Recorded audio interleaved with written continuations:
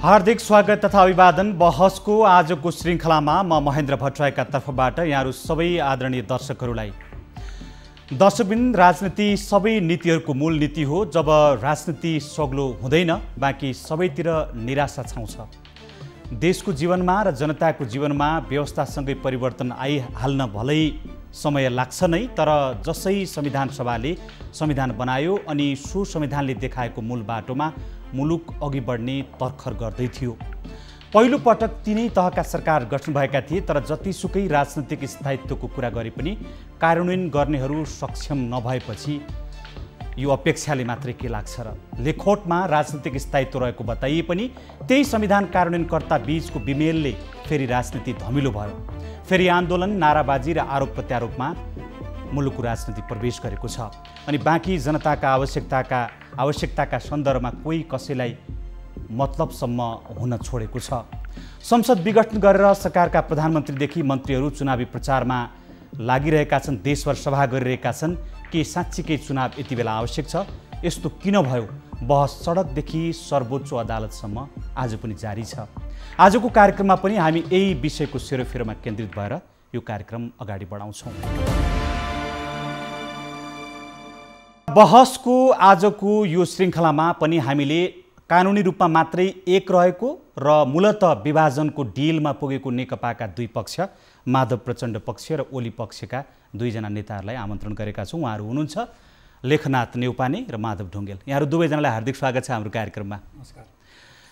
माधवजीबाट म यो कार्यक्रम आरम्भ गर्न चाहन्छु। माधवजी, मूलत प्रधानमन्त्रीले र तपाईँको प्रधानमन्त्रीले नेतृत्व गर्नुभएको समूहले मात्रै चाहेको जुन निर्वाचन छ, जसको तयारी पनि तपाईँहरूले मात्रै गर्नुभएको छ, मैदानमा पनि तपाईँहरू एक्लै पो दौड्ने हो कि भन्ने पो शङ्का लाग्दैछ तपाईँहरूको निर्वाचनको तयारीको तीव्रता देख्दाखेरि। बाँकी त कसैलाई चाहिएको छैन यो निर्वाचन।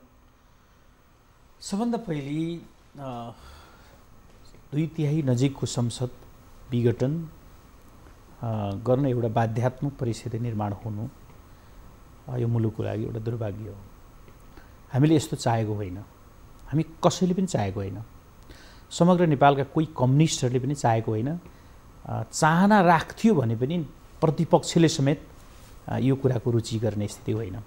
यद्यपि त्यो परिस्थिति कसरी निर्माण भयो त्यसको महत्त्वपूर्ण कुरा त्यहाँनिर छ। हामीले खोजेको स्टेबल गभर्मेन्ट हो। सधैँ हङ पार्लिमेन्टको मारमा नेपाली जनता परे।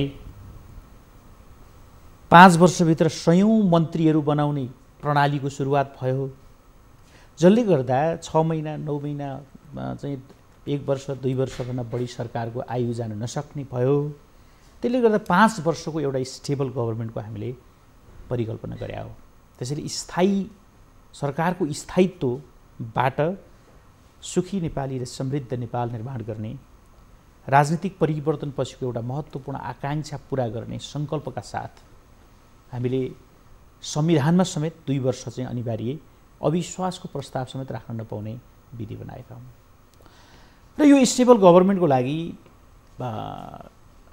5 वर्षको लागि अघिल्लो पटक प्रधानमन्त्री हुनुभएका जुन 9 महिने सरकारको समेत नेतृत्व एमालेको तर्फबाट, माओवादी र एमालेको जोइन्ट सरकारको नेतृत्व गर्नुहुने कमरेड केपी शर्मा ओलीले देखाउनु भएको राष्ट्रवादीताको एउटा धार र समृद्धिको आकाङ्क्षाका जिउँदा सपनाहरूलाई देखेर नेपाली जनताले एकपटक केपी ओलीको रुचि गर्नु, पार्टी एकता, दुईटा धारबाट विकास भएका पार्टीहरूको एकताको बल र त्यसले निर्माण गरेको विचार, यसको टोटालिटीको परिणाम चाहिँ 64% जनमत हो आज। त्यसभित्र मलाई लाग्छ 70% विचार,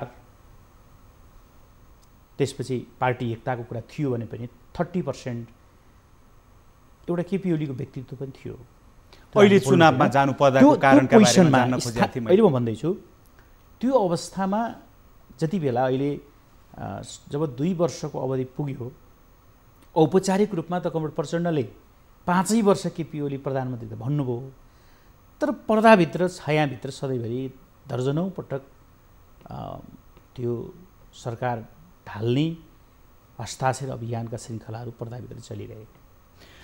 म भन्दैछु तर सरकार आज प्रधानमन्त्री हटाउने, भोलि प्रधानमन्त्री हटाउने, आज अध्यक्ष हटाउने, भोलि अध्यक्ष हटाउने भन्ने श्रृङ्खलाकोले निरन्तर मिडियाको एउटा प्राइम समाचारको इस्यु बन्दै रह्यो। त्यसमा पार्टीभित्रको शीर्ष नेतृत्व युवा त्यो कोणले मुछिने एउटा स्थिति बन्यो। अरू नेतासम्म मुछिदासम्म त त्यसले एउटा आकार लिन सकेका थिएन। पार्टी एकताको दुईवटा हस्ताक्षरकर्ता पार्टीका अध्यक्षमध्ये एउटा अध्यक्ष एकातिर, अर्को अध्यक्ष अर्कोतिर भएर जब प्रस्तुत हुने एउटा स्थिति बन्यो, त्यसले समग्र पार्टी एकतालाई पनि बिच पार्यो र चुनावको घोषणा भयो र प्रधानमन्त्रीमाथिको घेराबन्दीको एउटा खालको मूर्त परिस्थिति निर्माण भयो। सुन्नुहोस्, सुखी नेपाली समृद्ध नेपालको सपना जुन प्रधानमन्त्रीले देख्नु भएको थियो, जिउँदा सपना जुन तपाईँले भन्नुभएको थियो, होइन मूलतः 5 वर्षका लागि आम जनताले तपाईँलाई 2/3 नजिकको बहुमत दिएकै थिए। पार्टीका नेताले संसदीय दलको नेता उहाँलाई बनाएकै थिए, प्रधानमन्त्रीमा 5 वर्ष उहाँ नै जानुस् भनेर भनेकै थिए। सुखी नेपाली समृद्ध नेपाल बनाउने र 5 वर्षमा स्थायी सरकार बनाउने अथवा मुलुकलाई विकासको गतिमा लैजानका लागि उहाँले बढाएका कुन चाहिँ त्यस्तो सपनामा कुठाराघात भयो, कुन चाहिँ रोकियो जस्तो लाग्छ तपाईँलाई? खै काम त यो सरकारको अनस्टेबिलिटी त त्यस्तो प्रसारमा चलिरहेको थियो। होइन, तपाईँलाई यति कुरा भन्छु, ब्युरोक्रेटिक संरचनाले आज हटाउने, भोलि हटाउने, पार्टी अध्यक्ष हटाउने, प्रधानमन्त्री हटाउने अभियान चलिरहेको, पार्टीभित्रको आन्तरिक विवादको एउटा उचाइ देखिरहेको बेला ब्युरोक्रेसीले त्यो सरकार हटेछ। त्यस्तो मन्त्रीमण्डललाई त्यहाँका सचिवहरूले सहयोग गर्छन् अनि भनेका कामहरू अहिले चाहिँ गर्छन् त। अब निर्वाचन घोषणा गरेको सरकारलाई गर्छन् अहिले चाहिँ होइन। अब त एउटा चुनावी प्रक्रियामा गयो, मान्नुहोस्। अब के भयो भने प्रधानमन्त्रीले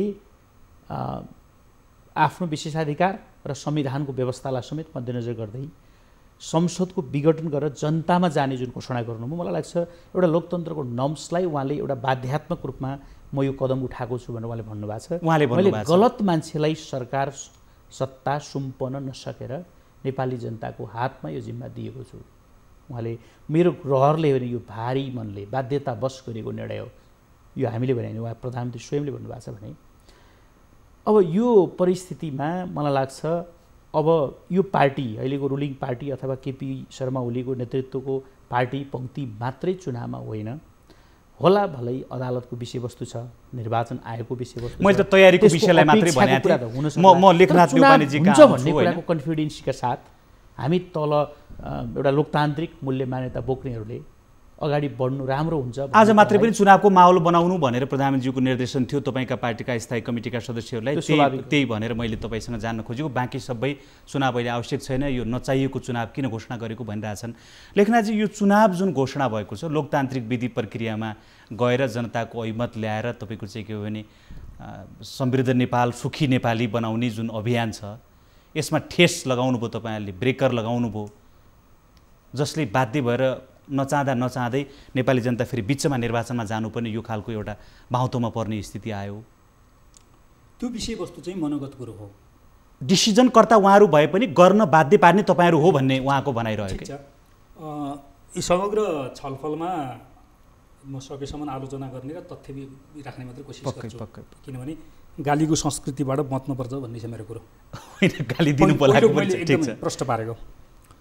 दोस्रो चाहिँ हामीले कस्तो पार्टी बनायौँ र हामीले कस्तो संविधान बनायौँ ताकि त्यसका थुप्रै विकल्पहरू हुँदाहुँदै कसैलाई इच्छा लाग्यो या कसैलाई सनक चढ्यो भने त्यसलाई भताभुङ्ग पार्दैन।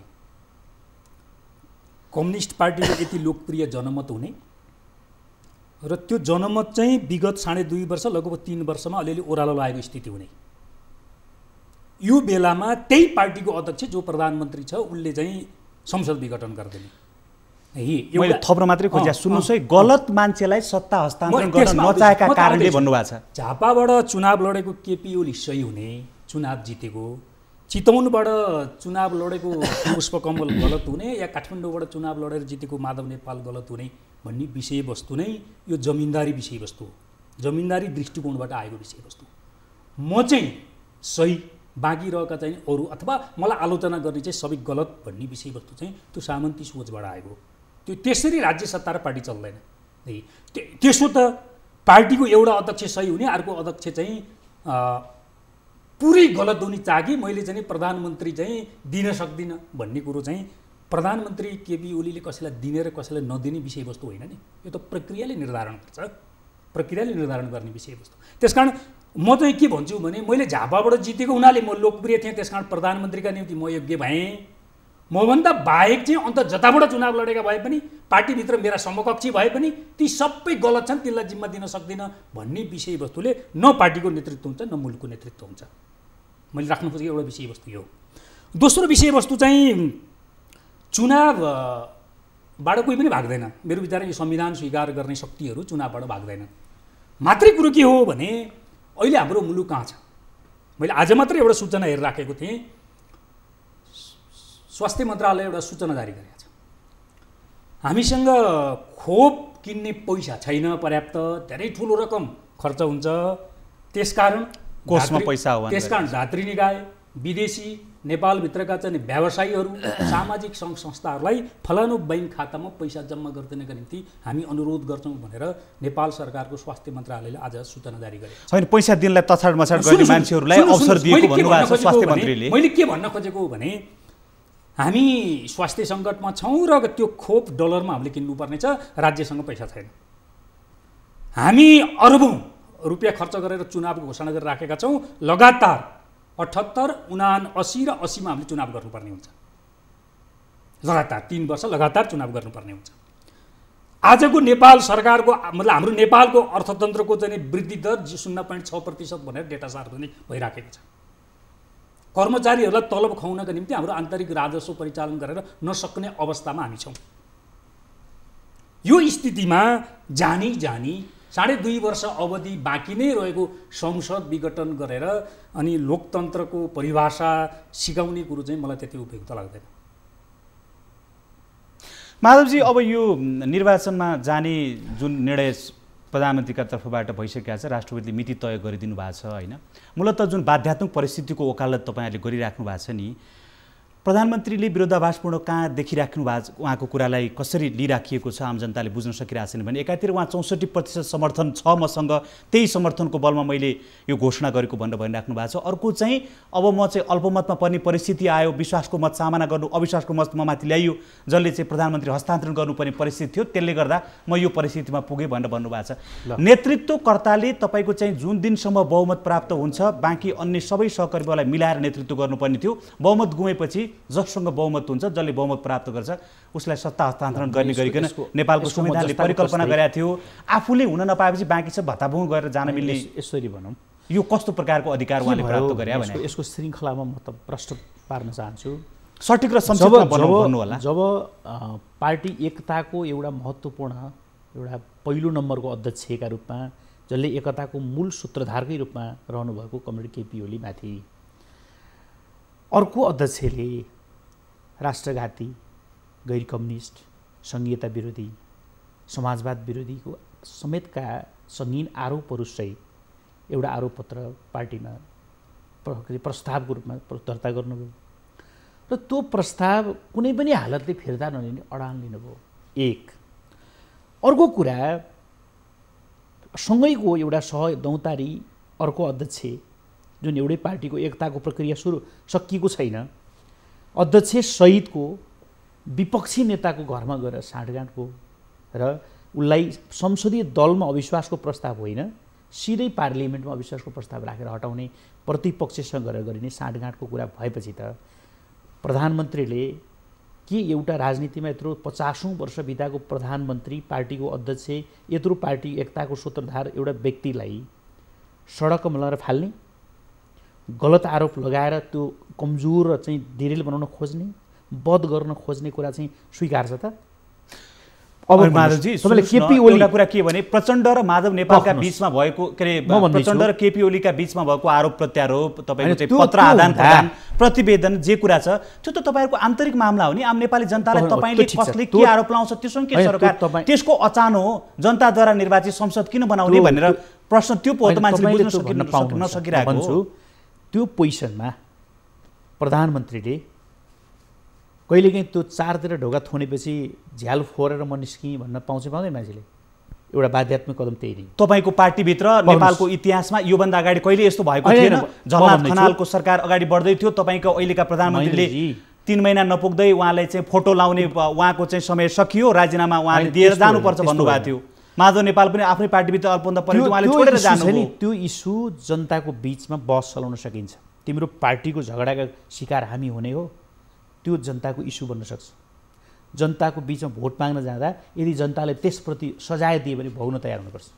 म फेरि पनि भन्छु, तर यथार्थ के हो भने 64% जनमत सहितको जुन सरकार बनेको छ भने अर्को कुनै कारणले चाहिँ संसद बिगड्नुहुन्छ, अर्को कुन अप्ठ्यारो कारणले संसद चाहिँ बिगड्नुको ठाउँ पुग्छ त भन्दा त्यो रुलिङ पार्टीकै कारणले हुने हो। अब तपाईँलाई भनौँ संसदको कुरा 64% जनमतले मैले एकमुष्ट जनमतबाट भन्नुभयो गरेको, फेरि त्यो अर्को कुरा लिगल प्रयोजनमा त्यो सत्य नै हो। कस्तो हुन्छ भने धारा 76 को 1 मा पहिलो अप्सन छ एब्सोल्युट बहुमत प्राप्त सरकारलाई राष्ट्रपतिले प्रधानमन्त्री अथवा सरकारको पार्टीको संसदीय दलको नेतालाई प्रधानमन्त्री नियुक्त गर्ने। 1। दोस्रो त्यो अवस्था नभए 2 नम्बरमा के छ भन्दा हङ पार्लियामेन्ट हो। त्यो 2 या 2 भन्दा बढी दलहरूको कोलिसनबाट बहुमत जुटाएर जसले जान्छ त्यसलाई प्रधानमन्त्री दिने। 2। तर त्यो एउटा चिज के हुन्छ, त्यो पार्टीहरूको अस्तित्व समेत हुन्छ है। त्यो समर्थनबाट बने पनि त्यो जोइन्ट हो भन्ने कुरा चाहिँ प्रत्याभूति हुन्छ। त्यो धारा फलो गर्नुभयो प्रधानमन्त्रीले? त्यो पनि भएन, पक्नु न भन्दैछु, त्यो पनि भएन भने तेस्रो लार्जेस्ट पार्टीको सरकार हुन्छ। त्यो 2 र 3 को अप्सनभित्र यदि 1 महिनाभित्र बहुमत ल्याउन नसकेमा अथवा विश्वासको मत प्राप्त गर्न नसकेमा एउटा संसदलाई पनि टाइम दिइन्छ। यसको सिस्टम त्यही। अब म भन्दैछु, अब तपाईले ल्याइहाल्नुभयो यो कुरा, म यसमा जान चाहन्छु हैन, सुन्नुस् न, यसमा म जान चाहन्छु। 64 को तपाईसँग आउनु होला प्लिज। हैन 76 का सन्दर्भमा तपाईले जुन व्याख्या गर्नुभएको छ त्यसमा म जोड्न मात्रै चाहेको माधवजी, खासमा के भने तपाई उहाँलाई समर्थन गर्ने उहाँको पार्टीको नेता, तपाईले यत्रो प्रोसेस भन्नुभयो, तर प्रधानमन्त्रीलाई कसले सल्लाह दियो कि यो कुनै पनि प्रोसेस फलो भएन? प्रोसेस छ नि एउटा महेन्द्रजी, फेरि यसमा यति ठुलो भ्रम छ। जतिसुकै ठुला वकिलहरूले बहस गरे पनि यहाँ एउटा चिज भ्रम के छ भने नि धारा 76 को 1 64% जनमत खण्डित नभएको अवस्थामा त्यसले बहुमत लुज नगरिकन संसद विघटन गरेको अवस्थामा 2 र 3 एक्टिभै हुन सक्दैन। 2, 3, 4 एक्टिभ हुने अप्सनै खुल्दैन, बाटै खुल्दैन। लु कसरी खुल्छ ल बताउनुहोस् त? 64% भन्दा बाहिर के कोलिसन गभर्नमेन्ट छ त 36% मा छैन। तर 64 भएको मान्छेले हुँदा खाँदाको 64 छोडेर हैन, सुन्नुस् न, हुँदा खाँदाको 64% छोडेर मान्छे निर्वाचनमा किन जान्छ जसलाई 64% समर्थन छँदैछ? त्यसको त मैले अघि भनि नै सकेँ, त्यसको मेजर कारण अरु हुँदैन। यो त राजनीतिक पार्टीको बनाउने काम भएन र भने 64% पनि छ भन्ने अनि फेरि नयाँ निर्वाचनमा जाने हैन। महेन्द्रजी यसमा क्लियर गर्दैछु मैले, तपाई कानुनको विद्यार्थी पनि हो, मलाई थाहा छ हैन। जनमत भएको सरकारले विघटन किन गर्छ भन्दा आन्तरिक कारणले गर्छ, बाह्य कारणले गर्छ। लेखनाथजी, अब 5 वर्षका लागि केपीओलाई प्रधानमन्त्री बनाउने भनेर चाहिँ सुरुमा समान अवधिका आधारमा भनेर 2 नेताका बीचमा सहमति भएको थियो, दस्तावेज सार्वजनिक भयो हैन। तर बीचमा प्रचण्डले आफ्नै इच्छामा केपीओलीलाई चाहिँ के भने 5 वर्षका लागि प्रधानमन्त्री बन्नुहोस् भनेर भनियो। स्थायित्व दिने, स्थायी सरकार दिने, विकास समृद्धिमा अगाडि बढ्ने भन्ने जुन चाहना थियो, उहाँले भने जस्तो लिखितमा चाहिँ प्रचण्डले उहाँलाई लिखित गरेर दिने, तर भित्रभित्र चाहिँ त्यो सरकार ढाल्न अनेक गतिविधि गर्ने जुन काम भयो, जसले त्यसो किन गर्नु परेको थियो, किन 5 वर्ष नरोकिएको? किनभने निर्वाचन पछाडि प्रधानमन्त्री पद छोडिदिने र महाधिवेशन पछाडि अध्यक्ष छोडिदिन्छु भनेर प्रधानमन्त्रीले भनिराख्नु भएको थियो। कुर्न सक्नु भएन नि माधव प्रचण्ड लगायतका नेताहरू? को कुर्नुभयो, को कुर्नु भएन, को दानी हो, को के हो म धेरै जान्दिनँ। परिस्थितिले त्यो बताइरहेको यो मतदाता लिएर चाहिँ कार्यकर्ताहरूले मसिनोसँग मूल्याङ्कन गर्नुहोस्। मैले धेरै बढी जाने यो हो र यो होइन भनेर म धेरै मातापच्चिसी गर्दिनँ। तर विषय के हो भने दलीय व्यवस्थामा अझ कम्युनिस्ट पार्टीले सरकार चलाउने सन्दर्भमा पार्टीको नेतृत्वदायी भूमिका स्थापित गर्नुपर्छ भन्ने सर्वमान्य मान्यता हो। पार्टी भन्नुको अर्थ सरकारभन्दा बाहेकको भन्न खोजेँ है मैले। पार्टी अध्यक्ष प्रधानमन्त्री हुनुहुन्थ्यो, हाम्रो 2टा अध्यक्ष सहितको त्यो समग्र संरचना हो, मुख्यतः केन्द्रीय समिति हो। पार्टीको नेतृत्वदायी भूमिकालाई अस्वीकार गर्ने समस्याबाट यो विषयवस्तु प्रवेश गरेको एउटा। दोस्रो, एकता हुने बेलामा 2टा पार्टी 2टा अध्यक्षहरूले अथवा 2टा पार्टीका 2टा अध्यक्षहरूले जे 5 बुँदे सहमति गर्नु पर्यो, आधा आधा चाहिँ सत्ता चलाउने भन्ने त्यो विषयवस्तु कहीँ न कहीँ समस्या थियो र त्यसलाई गत मङ्सिर 4 गतिको एउटा सहमतिले करेक्सन गर्ने कोसिस गर्नुभयो। तर त्यो करेक्सनै के भयो त भन्दा हाम्रो पार्टीको आन्तरिक जीवनमा चाहिँ एउटा नकारात्मक कोसेढुङ्गा साबित भयो। सायद त्यो कायम भएको भए त्यसले चाहिँ सन्तुलन कायम गरिराख्ने रहेछ। जब त्यो विषयवस्तु 5 वर्ष एउटाले सरकार चलाउने 5 वर्ष चाहिँ नि अब अर्कोले कार्यकारी भएर चाहिँ पार्टी चलाउने अध्यक्ष भएर पार्टी चलाउने भन्ने विषयवस्तु सहमति भइसकेपछि त्यो चाहिँ पार्टी जीवनको एउटा टर्निङ पोइन्ट भयो। आफ्नै रहरले गर्नुभयो प्रचण्डले, अरू कसैले भने होइन? अब मैले रहर उहाँका के थिए म जान्दिनँ। हामीले लिखित डकुमेन्टहरू छोडिदिनु भयो नि, लिखित गरिदिनु भयो उहाँले। होइन, अब के त्यो म जान्दिनँ। हामीले बाहिर आएका चिजहरू हेर्ने हो। उहाँहरूका रहरहरू त के थिए मलाई थाहा छैन होइन। एउटा यो विषय भयो। दोस्रो विषयवस्तु चाहिँ मैले અહીં पार्टीको नेतृत्वदायी भूमिका भनिराखेको छु। मैले अध्ययन गरेको, म पार्टीको शीर्ष स्थानमा छैन। कयौँ विषयवस्तुहरू शीर्ष स्थानमा बसेर टुङ्गिएका छन्। त्यो हामी सम्प्रेषण भएका सेकेन्ड ह्यान्ड रिपोर्टको आधारमा मात्रै धारणा बनाउन सक्छौँ। तर केन्द्रीय कमिटी लगायतका केन्द्रीय फङ्सनहरूमा चाहिँ हामी पनि सहभागी हुनाले कतिपय चाहिँ प्रत्यक्ष हामीले अनुभूति गर्छौँ। जस्तो उदाहरणको निम्ति पार्टीभित्र प्रधानमन्त्रीको राजीनामा या पार्टीको अध्यक्षबाट विदाई गर्ने विषयवस्तु चाहिँ सुरुदेखि उठेको विषयवस्तु होइन।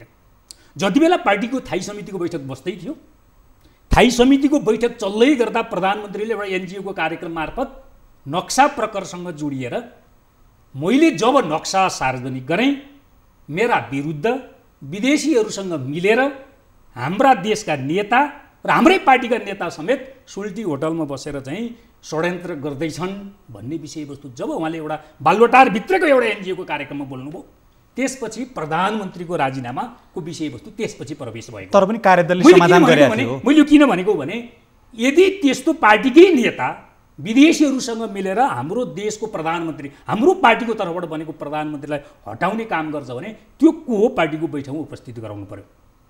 होइन तपाईँले त्यत्तिकै चाहिँ झटारो हान्नुभएको हो भने बल्ल अब राजीनामाको विषयवस्तु औपचारिक हिसाबले प्रवेश हुन्छ भनेर पार्टीभित्र प्रवेश भयो। त्यसपछि त बैठकै भएन यहाँहरूका बिचमा। सुन्नुहोस्, मैले तेस्रो कुरो कहाँ राख्दैछु भने वैशाख 8 गते अध्यादेश आयो। एउटा पहिलो अध्यादेशको कुराकानी गरेको छु। 2टा बुँदा अध्यादेश आयो। दल विभाजन सम्बन्धी अध्यादेश जस्तो विषयवस्तु पार्टीको तर्फबाट बनेको प्रधानमन्त्रीले पार्टीको कुनै पनि तहमा छलफल नगरिकन आफ्नो मनोमौजी तरिकाबाट सार्वजनिक गरेपछि पार्टीले त केही न केही छलफल त गर्छ नि त त्यो बारेमा। किनभने पार्टीको तर्फबाट चुनाव लडिएको छ, प्रधानमन्त्री भएको छ, सरकार भएको छ। तर सरकारमा गइसकेपछि पार्टीको चाहिँ अध्यक्षसहित भएको प्रधानमन्त्रीले अध्यादेश जस्तो त्यो पनि दल विभाजन सम्बन्धी अध्यादेश चाहिँ पार्टीमा कहीँ छलफल हुँदैन। म यो बहसलाई निरन्तरता दिनेछु। दर्शकहरू, बहसको आजको श्रृङ्खलामा लेखनाथ न्यौपाने र माधव ढुङ्गेलसँग कुराकानी गरिरहेका छौँ पछिल्लो राजनैतिक घटनाक्रमकै विषयमा केन्द्रित भएर। एउटा छोटो विश्राम लिन्छौँ। विश्राम पछाडि यो बहसलाई पुनः निरन्तरता दिनेछौँ।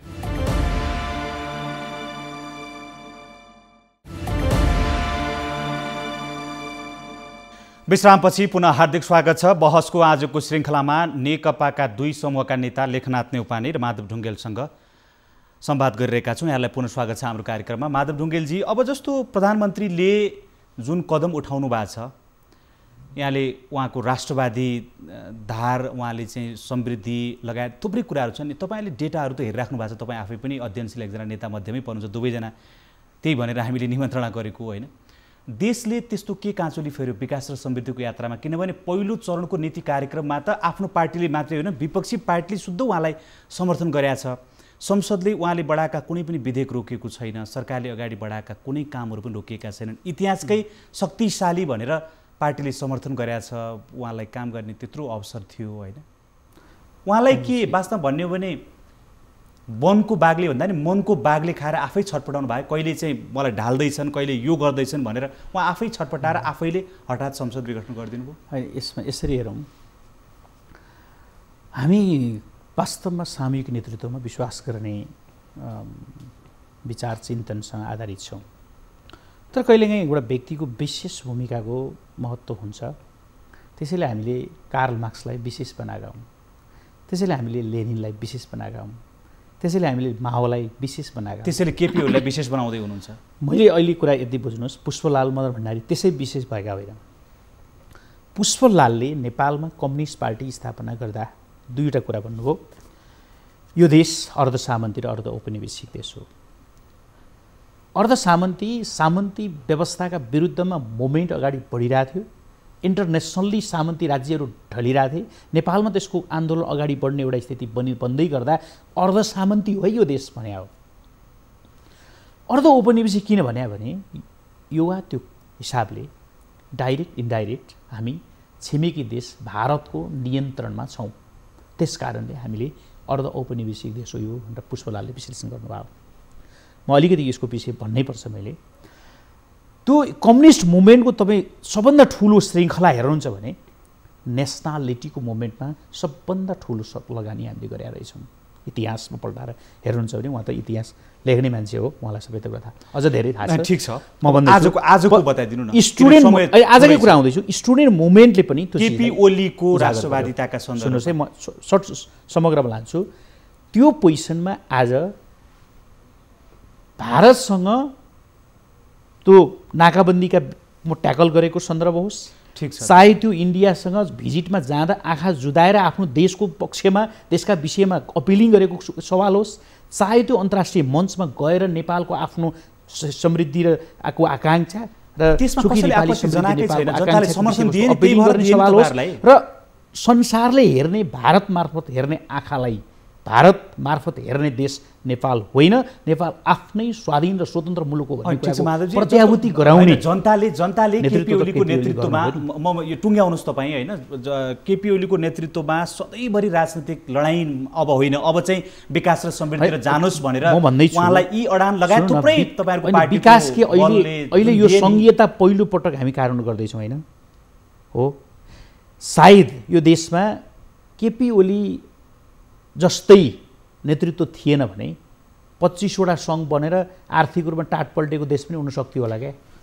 त्यसमा पनि एउटा राष्ट्रियताको सन्दर्भमा अलिकति म तपाईँसँग जान चाहन्छु। जस्तो उहाँले त्यो अडान राख्नुभयो, त्यसमा सबै नेपाली जनताले समर्थन जनाएकी थिए, तर अहिले यो पार्टी विभाजनको डिलमा पुग्नुभन्दा पूर्व सन्ध्याका केही घटनाहरूले उहाँका ती पूर्ववत अडानहरूलाई प्रश्नहरू खडा गरिदिएको छ। एउटा सरकार हिजो केपी शर्मा ओलीसँग गोप्य भेटघाट लगायतका सीके राउतसँग वार्ता गर्दा विवाद भएको हो नि त महेन्द्रजी, सीके राउतसँग वार्ता गर्दा यही देशका विभिन्न मिडियाले प्रचार गरेकै हो देशद्रोहीसँग केपी ओली वार्ता गरेको। सीके राउतलाई सपोर्ट गरेर छ कि डिरेल गराएको रहेछ प्रधानमन्त्रीले, आज देखियो होला नि। त्यो मात्रै होइन, आज तपाईँले के अरे सामन्त गोयलसँग भेट गर्नुको अर्थ भने के देश दिनका लागि गरे हो? तपाईँहरूको पार्टीभित्र विवाद भएको थियो। अनि त्यो भेटघाट भने त नक्सा को जमिन फिर्ता लिनका लागि गरिएको राज्यको योजना होला नि, परिणाममा हेर्नुपर्ने होइन र? त्यो भोलि विप्लवसँग प्रधानमन्त्रीले वार्ता गर्नु होला कि अब विद्रोहीसँग वार्ता गरौँ भन्न त्यसैको विषयमा लिने। लेखनाथजी, राष्ट्रिय अडान नक्सा सार्वजनिक गर्नेदेखि लिएर अब सामन्त गोयल लगायत थुप्रै मान्छेहरूसँग आफ्नो चाहिँ नक्सामा भएको भूगोललाई फिर्ता ल्याउन उहाँले जुन वार्ता संवाद तीव्रताका साथ बढाइराख्नु भएको थियो, तपाईँलाई टाउको दुखाइ के भने यो सबै राष्ट्रियताको जस चाहिँ केपी ओलीलाई प्राप्त हुन्छ भन्ने कारणले गर्दा खुट्टा तान्ने काम गर्नुभयो भन्ने छ। त्यो गलत कुरो हो। तर हाम्रो पार्टीको तर्फबाट बनेको सरकारले राम्रा काम गर्दाखेरि त्यसले पार्टीलाई सकारात्मक प्रभाव पार्छ र त्यो पार्टीका नेता कार्यकर्ताहरू स्वतः खुसी हुन्छन्, दुविधा नै छैन त्यसमा। पार्टीले राम्रो काम गरेन भने, मतलब सरकारले राम्रो काम गरेन भने, विवादित काम गर्यो भने पार्टीलाई नकारात्मक असर पर्छ र त्यसको जवाफदेहिता तल बसेर काम गर्ने कार्यकर्ताहरूले पनि दिनुपर्छ। हामीले भनेको यति हो, यहाँभन्दा मैले भनेको यति, मैले बुझेको यति हो, यहाँभन्दा दोस्रो कुरो केही पनि छैन। तपाईँको पार्टीभित्र भएको बस यति हो। हाम्रो पार्टीको तर्फबाट बन्नुभएको चाहिँ पार्टीको अध्यक्ष प्रधानमन्त्री हुँदाखेरि उहाँको पालामा नक्सा सार्वजनिक हुने विषयवस्तुलाई पार्टीभित्र कसैले नकारात्मक रूपमा लिएको छैन मैले अध्ययन गर्दा, कसैले पनि। तर नेपाली कम्युनिस्ट आन्दोलन तपाईँले लिनु भएको छैन, समकक्षीले चाहिँ होइन, त्यो कसैले लिएको छ भने त्यो गलत हो, गलत हुन्छ त्यो कुरो। तर हाम्रोमा एउटा समस्या के भयो भने मैले गरेको यो हो कम्युनिस्ट चरित्र र संस्कृति। मैले धेरै ठाउँ सार्वजनिक गरेको भन्छु, नक्सा सार्वजनिक केपी ओलीको एक्लो बुताले गरेको हो, हाम्रो पार्टीको निर्णयमा, त्यसपछि हाम्रो सरकारले सार्वजनिक गरेको भनेर उहाँले किन बोल्नुहुन्न? कम्युनिस्ट भनेर त्यो सामूहिक नेतृत्व भने के हो? मागमा सम्पन्न भएको केन्द्रीय समितिको निर्णय होइन माधवजी, नक्सा सार्वजनिक गर्नुपर्छ भनेर हामीले निर्णय गरे हो किन मागको केन्द्रीय समितिको बैठकमा? हो नि त। त्यसो हाम्रो केन्द्रीय समितिको निर्णयअनुसार भन्न सकिँदैन हो, यही नै हो त्रुटि भनेको है। त्यसो गर्दाखेरि म चाहिँ राष्ट्रवादी, बाँकी सबै चाहिँ राष्ट्रघाती भन्ने हो भने त यो मुलुकको नेतृत्व कसरी हुन्छ? सरकारको नेतृत्व कसरी हुन्छ? यो होइन। एउटा कुरो यो हो। दोस्रो कुरो भूकम्प मतलब नाकाबन्दीको बेलामा केपी ओलीले बोल्नुभएको चिजलाई कसले नकारात्मक भन्यो? समर्थन छ। निर्वाचनको परिणाम पनि काहीँ न काहीँ हो, त्यो पनि जोडियो हैन। नक्सा सार्वजनिक हो, त्यो पनि पोजिटिभ कुरो हो। तर नक्सा सार्वजनिक हुने त्यसपछि नक्साको विषयवस्तु चाहिँ सहायक हो र अरू चाहिँ नि एजेन्डाहरू मेजर भएर आयो भने चाहिँ मुख्य विषयवस्तु साइड लाग्छ है भन्ने विषयवस्तु सकारात्मकै हो नि। होइन, यसमा मुख्य विषय के भने लेखनाथजी, जस्तो यो हङ पार्लिमेन्ट थिएन, एउटा पार्टीको सरकार थियो, संसदीय दलको नेता उहाँ भइसके पछाडि पहिला दुई अलग अलग पार्टीका हुने बेलामा भएका सहमतिहरू पनि परिवर्तन भएर उहाँलाई मात्रै प्रधानमन्त्री बनाइसकेपछि एउटा संसदीय दलको नेता प्रधानमन्त्री चाहिँ बार तपाईँको चाहिँ के अरे बहुमत परीक्षित हुनुपर्ने परिस्थिति जुन विकास तपाईँहरूले गराउनु भयो नि, यसले बाध्य पार्यो भन्ने हो नि त। नै त्यो पनि उहाँलाई त 5 वर्षमा सरासर सरकारको होइन। मैले राजनीतिक हिसाबले पार्टीभित्र विवाद थियो, पार्टीभित्र केही विषयवस्तुहरू चुलिँदै गएको थियो, त्यो कुरो सत्य हो।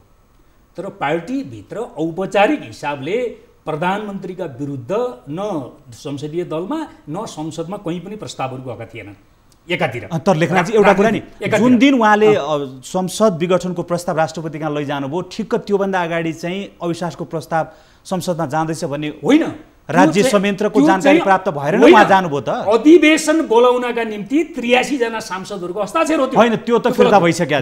दोस्रो कुरो मैले के भन्दैछु, ल ठिक छ, पार्टीभित्र समस्या त्यो त दर्तै भएन नि, राष्ट्रपति कहाँ हुँदै भएन। पार्टीभित्र समस्या भयो, प्रधानमन्त्री पार्टीको मात्रै हुँदैन, प्रधानमन्त्री भइसकेपछि ऊ संविधान अन्तर्गत हुन्छ। हाम्रो संविधानले के भनेको छ भने अविश्वासको प्रस्ताव दर्ता भएपछि मात्रै विश्वासको मत लिने होइन कि, यदि आफूलाई कन्भिडेन्स पैदा गर्नु छ भने अविश्वासको प्रस्ताव दर्ता नहुँदै पनि प्रधानमन्त्रीले विश्वासको मत लिन पाउने संवैधानिक। तर अमिल्दो विषय के भने आफ्नै पार्टीभित्रबाट अविश्वासको प्रस्ताव के, जस्तो विपक्षीले गरे भए प्रधानमन्त्रीले त्यहाँ गएर फेस गर्ने अथवा त्यो कुरा हुने, त्यो गर्नै पर्थ्यो संविधान अनुसार। तर एउटा अमिल्दो अलिकति सुन्दा पनि अलिकति अनौठो खालको के भने आफ्नै पार्टी जसले प्रधानमन्त्री पठाए त्यही पार्टीको एक हिस्साले अविश्वासको प्रस्ताव दर्ता गर्ने भनेपछि उहाँ पनि बाध्य हुनुभयो कि विकल्प केही भएन कि? त्यो त कल्पना गर्ने हो नि त, हामी त होइन, यो त सत्य हो भन्ने छ नि त। होइन, कल्पना गर्ने हो भने फ्याक्टमा जानुपर्छ क्या, तथ्यमा जानुपर्छ होइन। मान्छेले के षड्यन्त्र अविश्वासको प्रस्तावको सन्दर्भमा त स्वीकार गरिसक्नु भएको छ नि तपाईँको नेतृत्वले, हामी गर्दै थियौँ भनेर, किनभने बाध्य भएर हामी अविश्वासको प्रस्तावमा जाँदै थियौँ।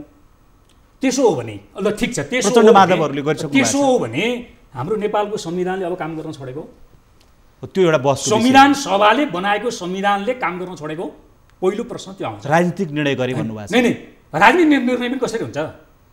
लोकप्रिय जनमत प्राप्त गरेको प्रधानमन्त्री हुने, यसको आयु अझै चाहिँ 2.5 वर्ष हुने, पार्टीको लोकप्रियता ओह्रालो लाग्दै गर्दा चाहिँ संसद विघटन गरिदिएपछि राजनीतिक निर्णय कसरी हुन्छ एकातिर?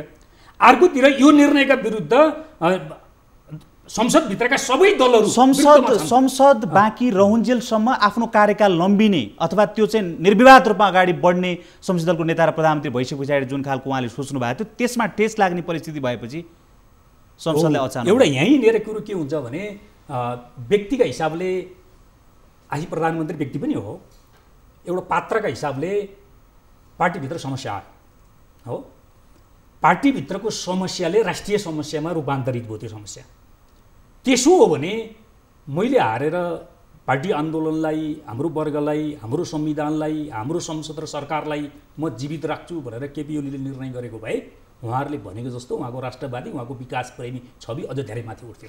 माधव ढुङ्गेलजी, संविधान एउटा सर्वसाधारण नागरिकदेखि राष्ट्रपतिसम्मले मान्नुपर्ने हुन्छ होइन? यो जुन परिस्थिति सिर्जना भए पनि, जुन मतभेदहरू सिर्जना भए पनि त्यसको निकास भनेको चाहिँ प्रधानमन्त्री भने चाहिँ संवैधानिक पद हो। पार्टीभित्रको आन्तरिक पार्टीको अध्यक्ष मात्रै उहाँ हुनुहुन्थ्यो। पार्टीभित्रको विवादका सन्दर्भमा अविश्वासको प्रस्ताव आउने भएपछि, आफू परीक्षित हुने भएपछि, टेस्टेड हुनुपर्ने भए पछाडि चाहिँ संसद विघटन गर्ने कि टेस्ट हुन जाने, समर्थन जुटाउन जाने, त्यो फेस नगर, पार्टीमा चाहिँ बैठक फेस नगर्ने, अनि संसदको अविश्वासको प्रस्ताव चाहिँ संसदबाट पाए त्यसलाई नै तपाईँको चाहिँ के अरे अचानोमा हानेर तपाईँको चाहिँ के भने अगाडि बढ्ने, यो त यस्तो अलौकिक शक्ति उहाँलाई संविधानले त दिएको छैन भन्छ है मान्छे। म तपाईँलाई बाहिर ढोकामा ताला लगाइदिने, झ्यालबाट निस्कियो भनेर किन निस्के, झ्यालबाट ढोकैबाट निस्किनु पर्थ्यो भनेर भन्ने कुराको कुनै जस्टिफिकेसन हुँदैन, नम्बर 1। अरू कुरा तपाईँलाई भने यो संविधान के गयो त? कुन संविधान अनुसार बहस भइरहेछ त अहिले सर्वोच्च अदालत? कुन संविधान अनुसारको बहस अहिले चाहिँ यहाँ चाहिँ रिट निवेदन परिरहेछ नि त सर्वोच्च अदालतमा?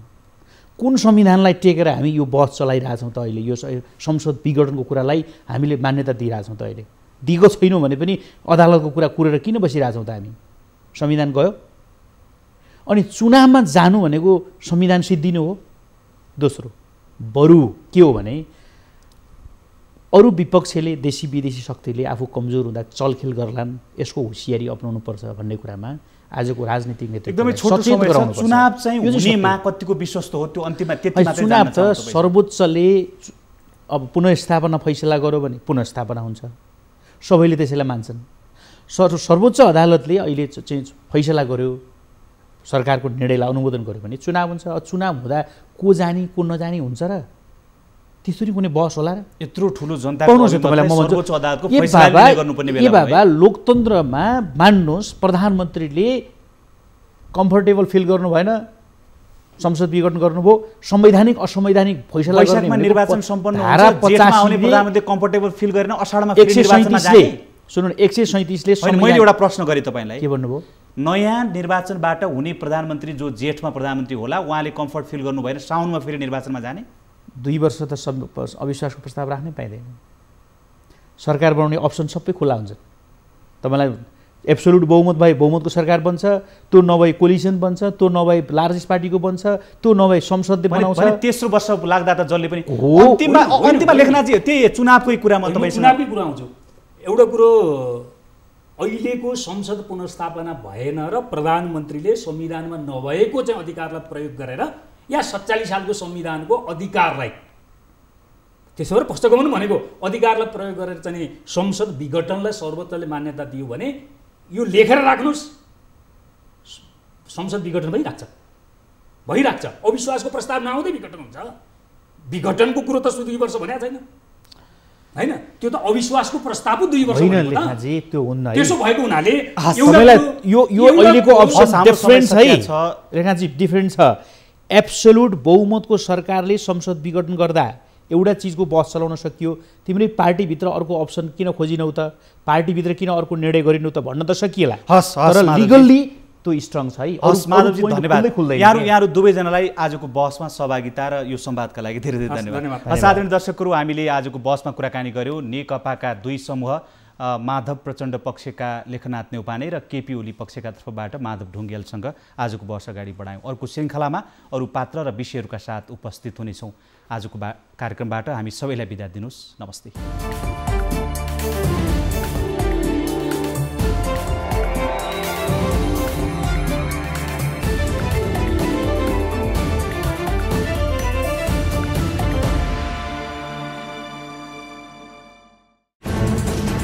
कोरोनाले सृजना गरेको सङ्कटमा पल पलका न्युज अपडेट र हर क्षेत्रको कभरेजका लागि न्युज 24 नेपाल युट्युब च्यानललाई सब्स्क्राइब गर्नुहोला।